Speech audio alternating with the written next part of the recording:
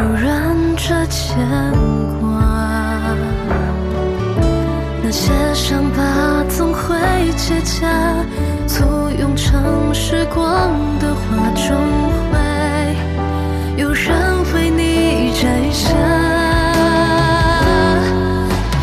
Don't feel lonely, moving on， 和时光说说话，光轻轻落下，就等它回答。愿你人还有他，但激情差偏瓦，懂这人生充满很多遗憾，依然热爱着冬夏。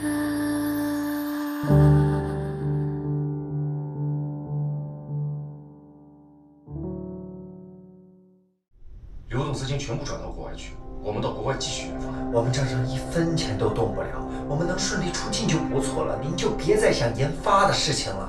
马上联系陀耶林实验室的负责人，让他们派人来中国。结果实验室里还剩下的或者税金都可以向他们出售。有了这笔钱，我一定可以东山再起。把中国人的基因卖给外国人，严重危害国家安全，是重罪。我不知道啊，要不是走投无路，我会铤而走险吗？所有的事你都参与了，你以为你脱得了干系吗？我知道了，我现在就去联系。谁？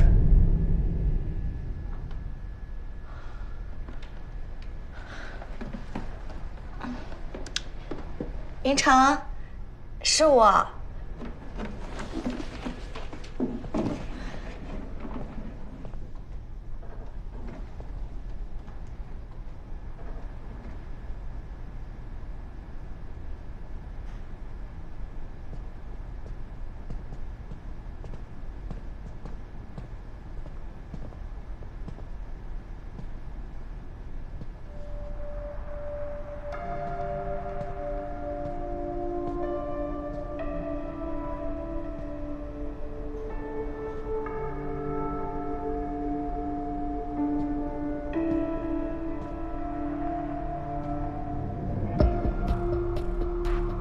小冉，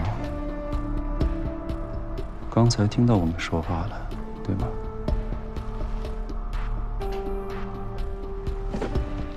云城，你带我一起走吧，我愿意为了你放弃一切。结辉现在已经是个烂摊子了，你耗在这里也没有用。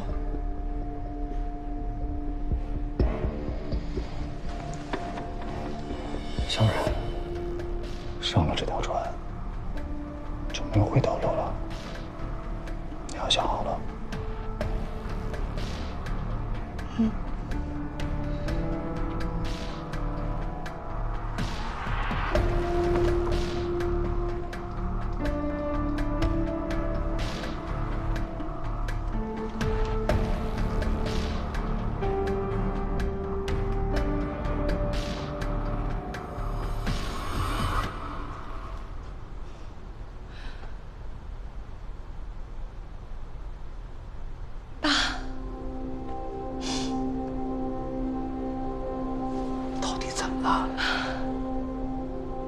云城一直在骗我，他说新药是在您的成果基础上研发出来的，是 SGQ39的升级改良版，实际上是仿制国外的违禁药。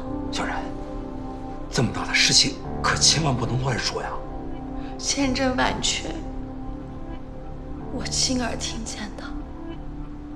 伦理委员会还未审批通过，他就私自用于地下实验。新药致人死亡的传闻，现在看来应该都是真的。小冉，偏执的人一旦走进死胡同，那就是无药可救。现在报警没有有力证据，只有你的口供不足以将他绳之以法。爸，我真后悔。我想做出成绩给你看，但从来没想过会闹出人命。雨辰现在变得特别可怕，我都觉得我不认识他了。爸，我该怎么办？小然，别怕啊，知道错了改了就好。不管你以前犯了什么错，只要能够迷途知返，你永远都是爸爸的好女儿。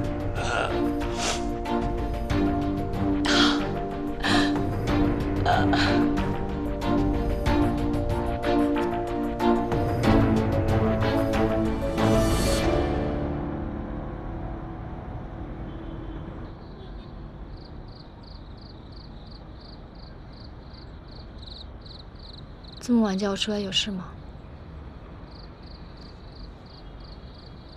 薇安，我想告诉你，杰辉研制出来的新药，对外说是 HCQ39的升级版，其实是仿制国外的伪禁药。这些我都知道。他给我姑姑吃的药，我们已经分析出了成分，交给警察了。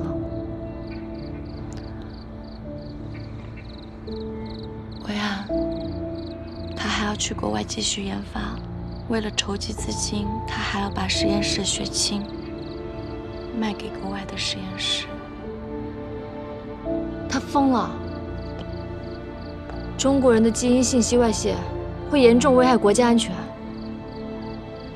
只有你能劝他，他最在乎你，你还是劝他收手吧。他如果还有一点良知，他就不会害死我姑姑了。那现在应该怎么办呢？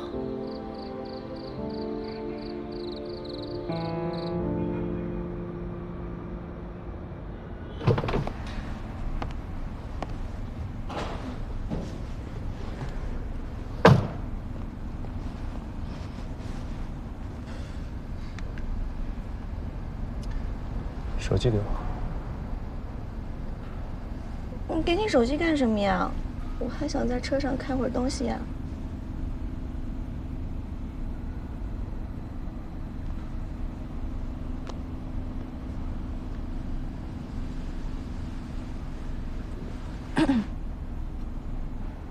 去机场前，我们要去一个地方。去哪里呀？不该问的别问。嗯。开车吧。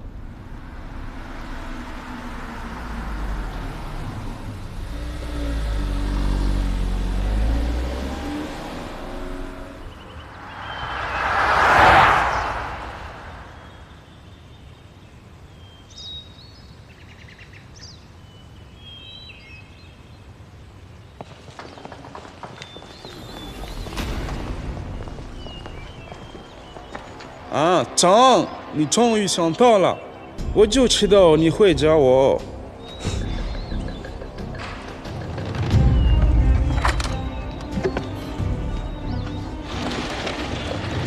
杰辉名下实验室的所有血清样本全在这里，市面上你想买都买不到。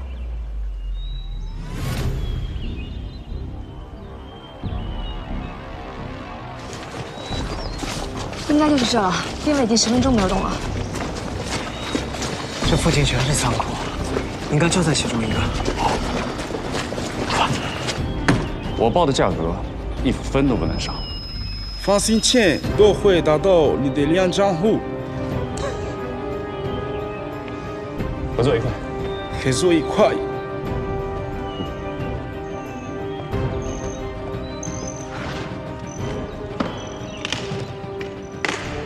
怎么了？没怎么，有点晕车，头好痛啊。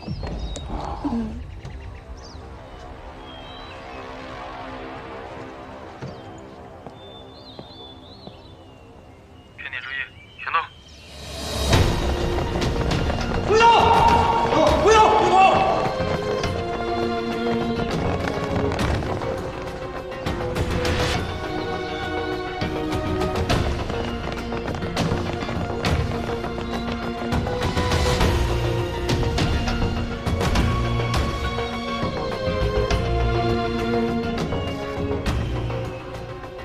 云山，云城，对不起，你不能再错下去了。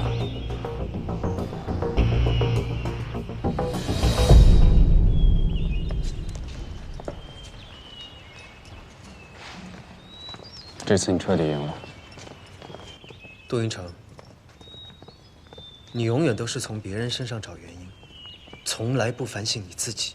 你把中国人的人体生物样本卖给外国人，这严重危害国家安全，这是重罪。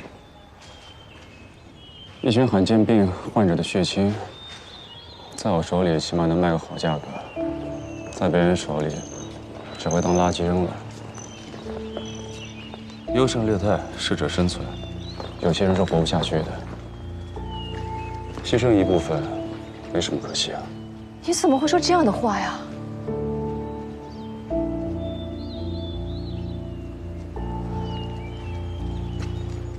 维安，为了你，我愿意做所有的事情，即使是你们看起来肮脏、罪恶的事，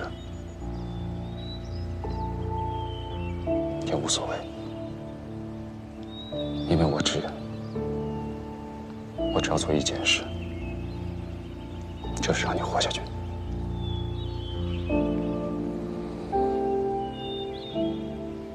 顾云章，现在你满意了？你偷走了我的幸福，我的家庭，我的童年。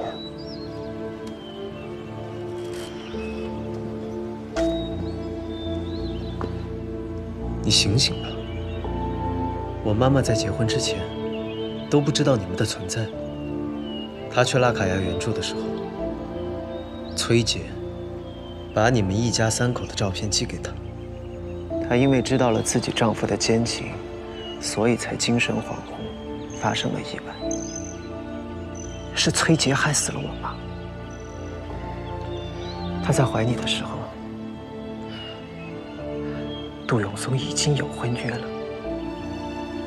为什么爷爷对你总是那样的态度？为什么杜永松不愿意搭理你？因为你就是崔杰处心积虑想要上位的工具。你在杜永松心目当中，自始至终都是一个麻烦。你离开我的家，是我的家，你讨厌，你走啊！你走！云城，撒手！干什么呢？老公，都是云城不对，你别责怪云峥。云城，快跟弟弟道歉。你家孩子，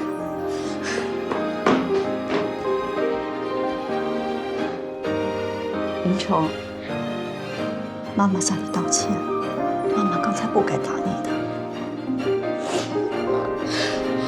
我是不是爸爸的儿子？这到底是不是我家？当然是了，傻孩子，你怎么问这么傻的问题啊？那爸爸为什么会跟云峥的妈妈结婚？之前，云峥的妈妈把爸爸抢走了，现在爸爸又回到我们身边了。大人的事很复杂的，你只要记住，你是爸爸的亲儿子，我们才是一家人就行，知道吗？要是云峥的妈妈再回来怎么办？他妈妈去了另外一个世界，这辈子再也回不来了。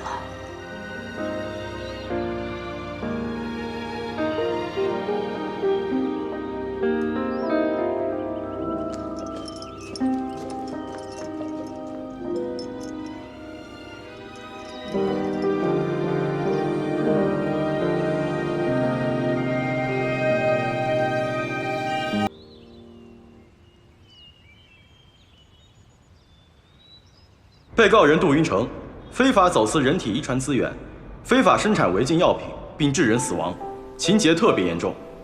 根据《中华人民共和国刑法》第141条、第334条，本庭宣判：处以有期徒刑15年，并没收个人全部财产。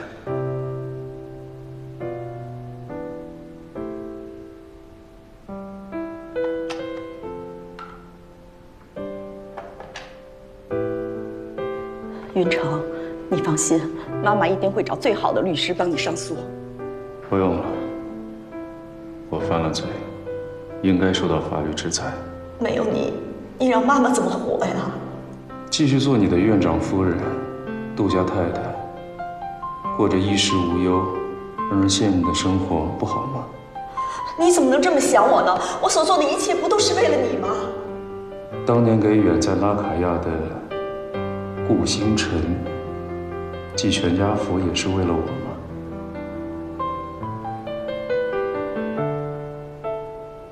你是怎么知道的？我从小到大都不明白为什么爸爸和爷爷偏爱顾云长，不管我再怎么努力，他们都看不上我。我越是要证明我自己，他们就越看不上我。我现在知道了，原来我的出生是你进入杜家的一个筹码而已。我是个不被祝福的孩子。不是这样的，云城，不是这样的，你不能这么想。当初你到了上学的年纪，没有户口上不了学，我只是抢回属于我的东西，我没有做错任何事情。杜永松为了一个门当户对的顾星辰抛弃了你，你为什么要生下我？为什么要让那个自私自利的人做我的父亲？你是真的因为爱我，还是因为要满足你那个嫁入豪门的虚荣心？妈，你累不累啊？为了做杜太太、杜家儿媳，你睡过一次安稳觉吗？你小心翼翼地讨好爸爸、讨好爷爷，不就是害怕再做错一次事，被他们赶出那个家？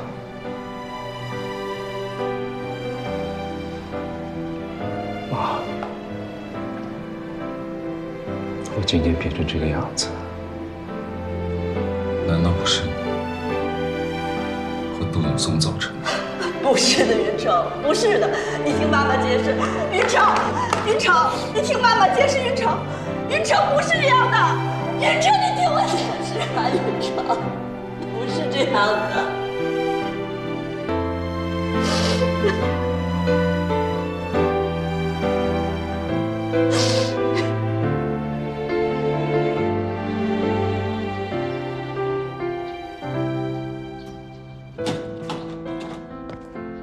杜云城，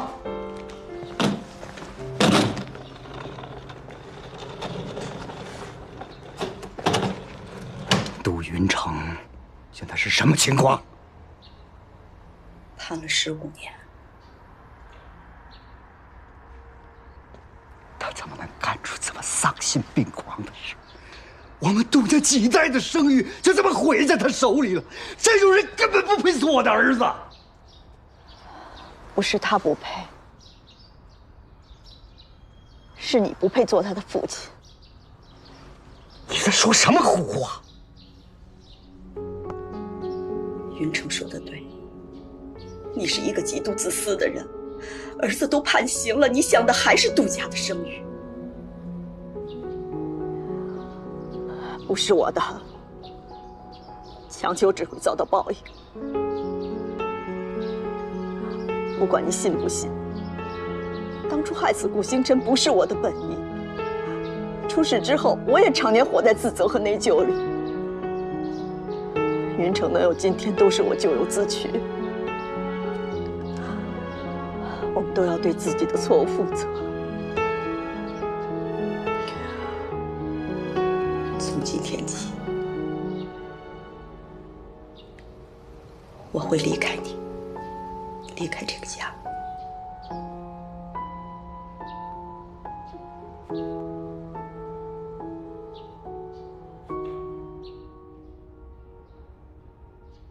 顾先生、苏小姐，感谢你们选择我是你们这次专属婚礼策划师小齐。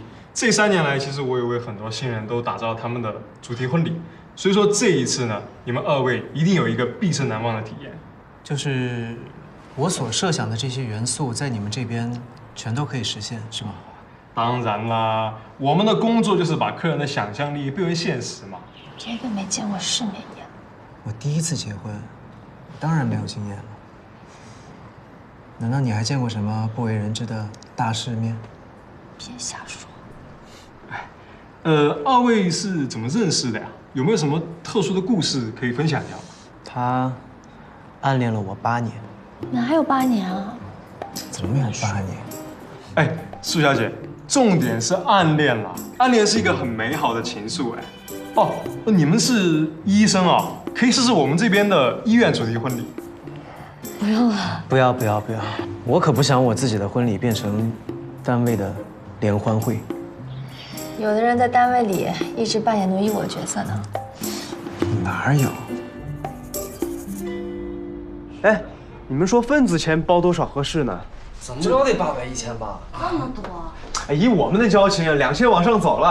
啊，院长好，王主任好，院长好。什么事情这么热闹啊？啊，我们科的顾云峥顾医生要结婚了，给我们全体人都发了请帖。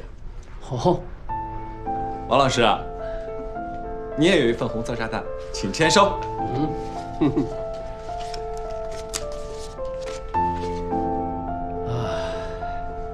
哎，这不是大喜事吗？顾云峥人呢？为什么不亲自交给我呀？顾老师说有一些话不好当面开口，让我叮嘱你啊，这红包务必要包大一点。放心吧，我这个做老师的呀，红包肯定比你们的都大啊。有没有杜院长的红色炸弹呀？小顾有没有托你们转交啊？没有。啊，杜院长，那可能是小顾啊，打算回头亲自交给你。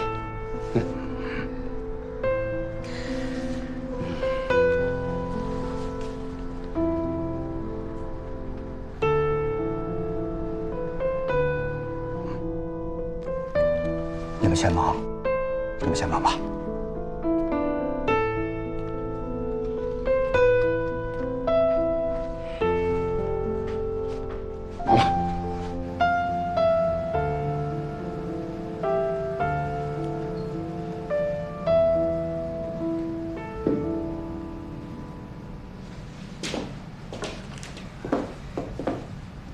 王老师说，杜院长，你有事情找我，您就长话短说吧。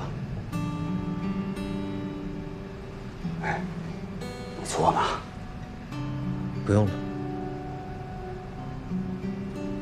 是这样的，其实你以往的履历，无论是授课带教、临床实践、业绩成果，还是发表的论文专著，早就够评郑教授了。我让秘书给你整理了一份职称晋升的材料，已经申报上去了。辛苦杜院长了。不过，升不升教授，其实我没有那么在乎。王焕忠都在审批上签字了，我这儿就更不用提了。所以你的申报很快就会通过。我叫你过来，就是想把这个好消息告诉你。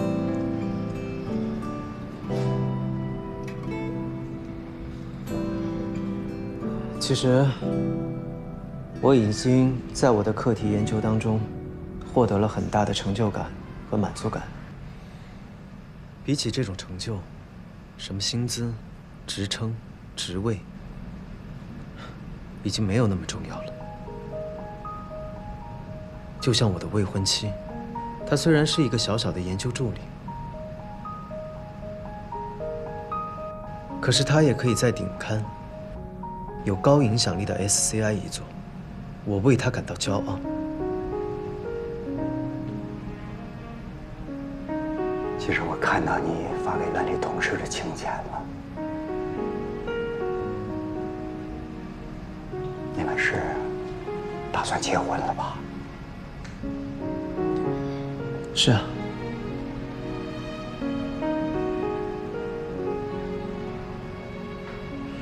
如果杜院长你想去参加的话，恐怕会有些尴尬。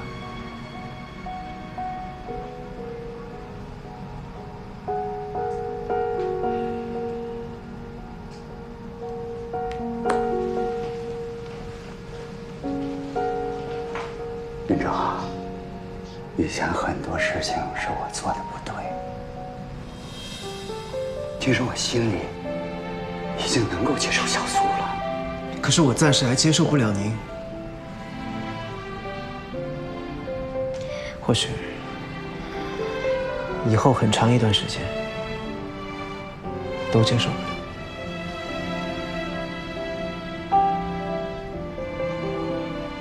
有这么多年过去了，你还不能原谅我吗？如果您觉得人活着什么都不用做就可以获得幸福，是不是有些不公平？尤其是对于死掉的人。院长，你的好养。如果杜院长没有什么其他的事情，我就先走了。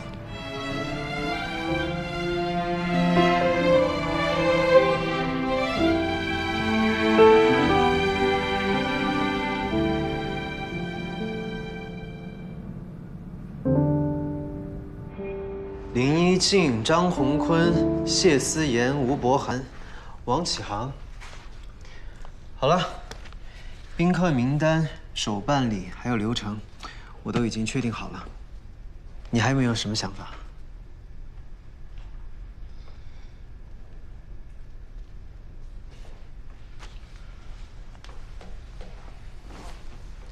怎么了？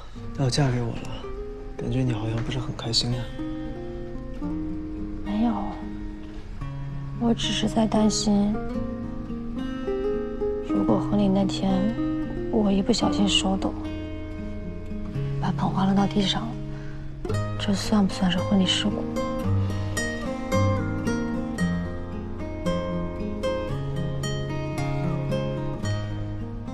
只要你愿意嫁给我，什么都不算事故。很多年后想起来，都是美好的故事。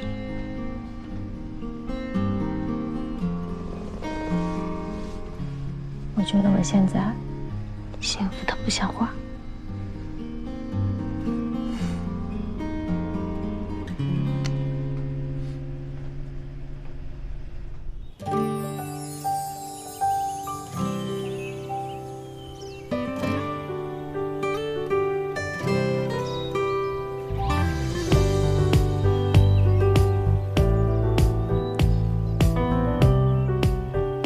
还没来啊？着什么急啊？这不是快了吗？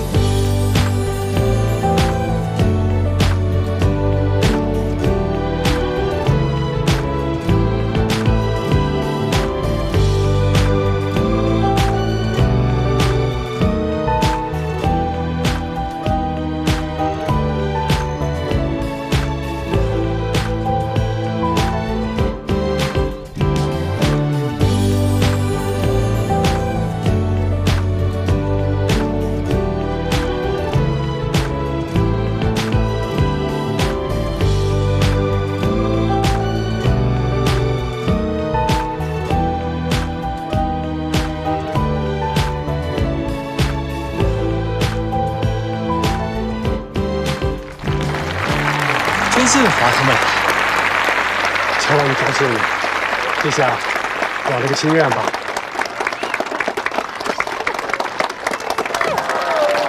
你跳得好不好？跳得好。本来以为还可以积累一些取笑你的素材。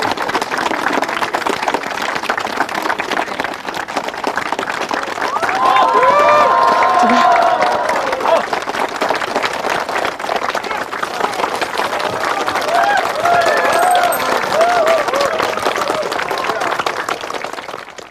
此刻，两位新人已经来到了舞台的中央。那我想问到新郎的是，有什么话要对面前美丽的新娘讲吗？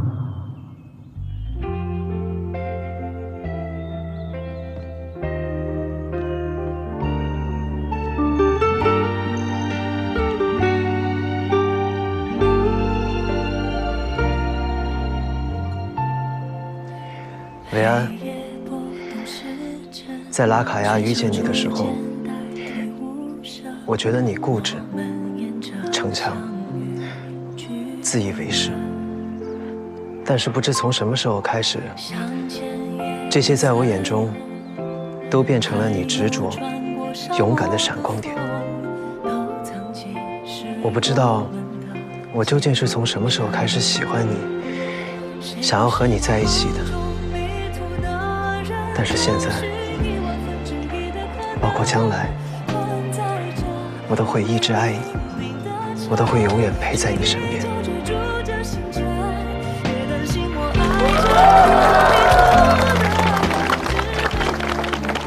那么在此刻，新娘有什么话要对他说呢？顾云峥，无论富贵，无论贫穷，无论是顺境还是逆境，我会努力珍惜跟你在一起的每一天。永远。我努力。告诉我，你会永远陪在我身边。我会陪在你身边。各位，此刻让我们一起见证两位新人为彼此戴上戒指。太好了！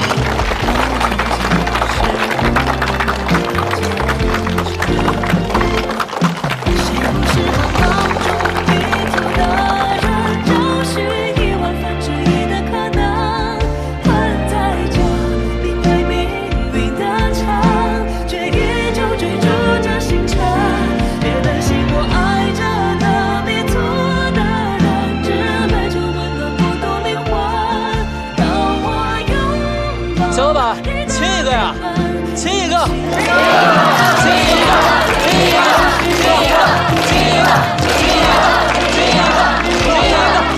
一个，亲一个，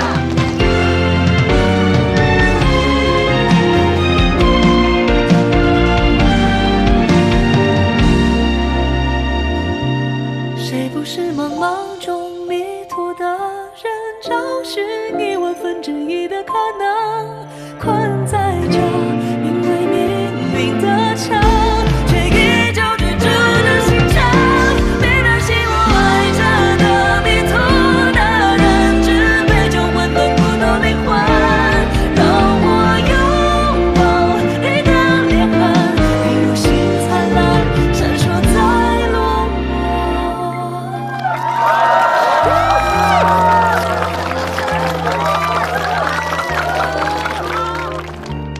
下面是最期待的手捧花环节，大家准备好了吗？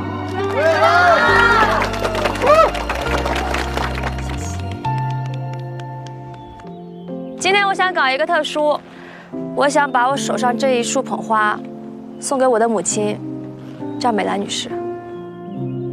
哎呀，送给我啊！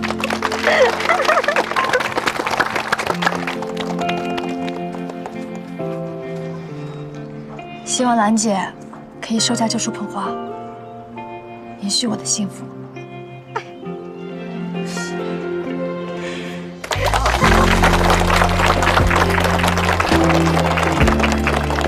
赵叔，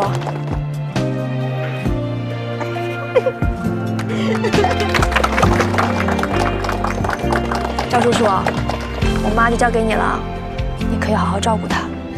她这个人呢，嘴硬心软。要是生气了，你就多哄两句。还有你，不要总是欺负赵叔叔，家务活也帮人家一起分担一点。你问问你赵叔叔，我欺负过他吗？还点头。没有，从来都没有。赵叔叔，我看啊，咱俩这个家庭地位很像。哎呀，还牵着。谢谢大家。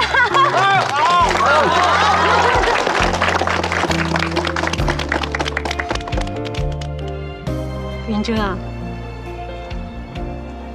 阿姨就把维安交给你了啊。是嫁女儿的话，都被你一个人说光了，我都没词儿了。好啦，阿姨，你放心，我一定会照顾好薇安。放心吧。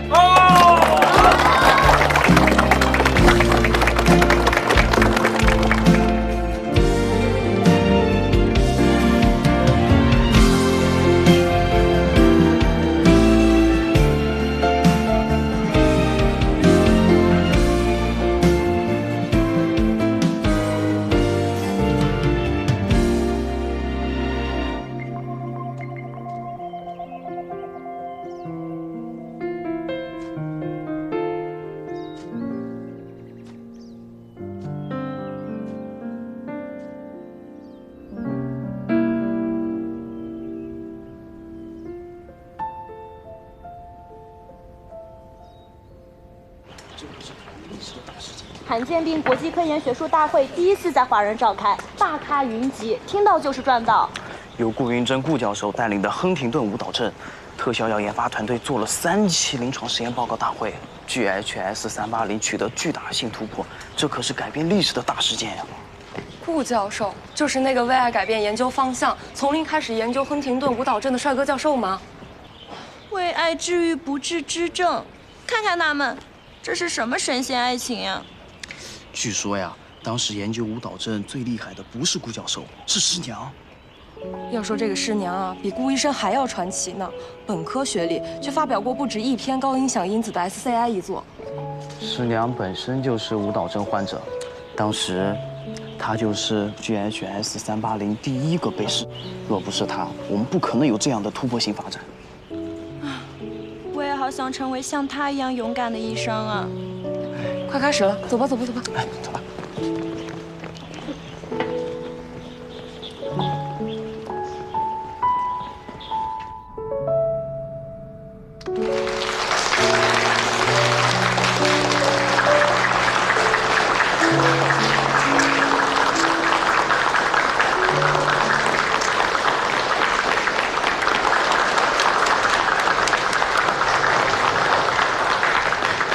GHS380能够有今天这样的进展，首先，我想感谢所有患者的信任。我记得我们第1批药物的第1次临床实验，实验组所有被试，其中有1位在短期内患上了恶性肿瘤，不幸离世。那次试验结果，对于我们整个团队来说，可以算得上是毁灭性的打击。这位患者却主动捐献出自己的遗体，用作进一步的研究。如果不是当年所有患者的支持与奉献，我想，我们肯定不可能这么快的突破困难。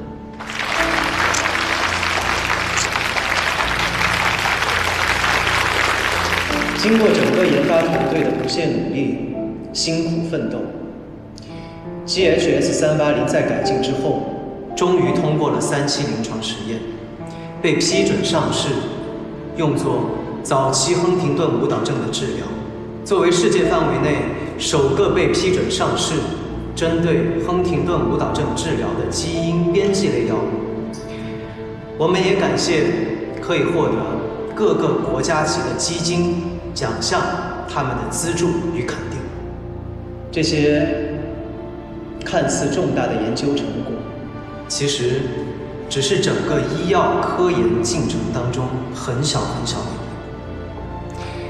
每一个看似重大的科研成果，都离不开很多人背后辛勤的付出。是他们所有人的付出，才让我们可以触及到上天赐给我们的那束光。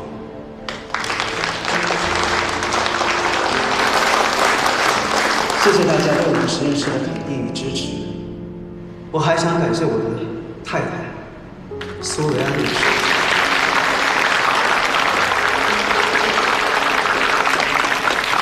像你这样的场合，苏医生怎么没来呀？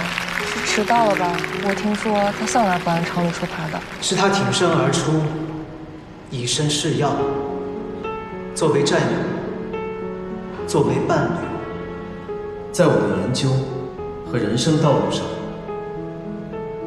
不断地给予我力量。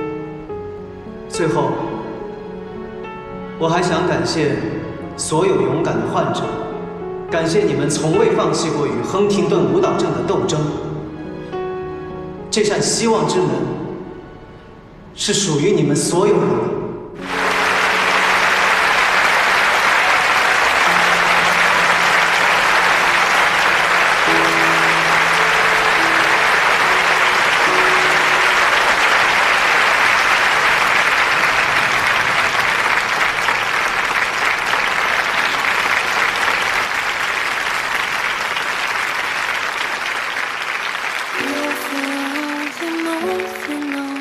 和时光说说话，光轻轻落下，就等它回答。愿你人还有他，但心情差偏忘，懂这人生充满很多遗憾。一人热爱着冬夏，时间用路唯有爱能移，那双眼睛你无人能及，是你让光有了痕迹。你听，越过分去温暖自由的呼吸，是你炙热真心过的证据。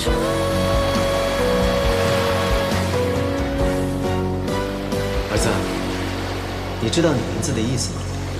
当然知道啦，因为爸爸叫顾云峥，妈妈叫苏维埃，所以我叫顾雨素，就是爸爸妈妈永远不分开的意思。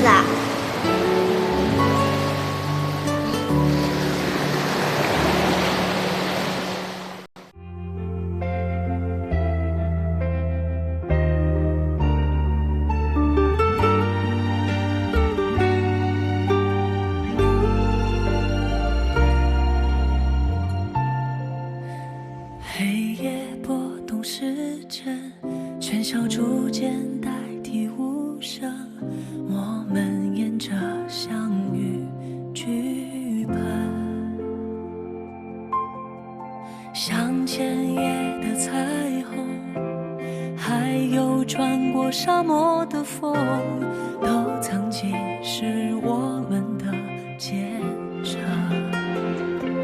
谁不是茫茫中迷途的人，找寻1/1000的可能，困在这因为命运的城，却依旧追逐着星辰。别担心我爱着的迷途的人，只陪着温暖孤独灵魂，让我拥抱你的裂痕，你如星灿烂闪烁在落寞时分。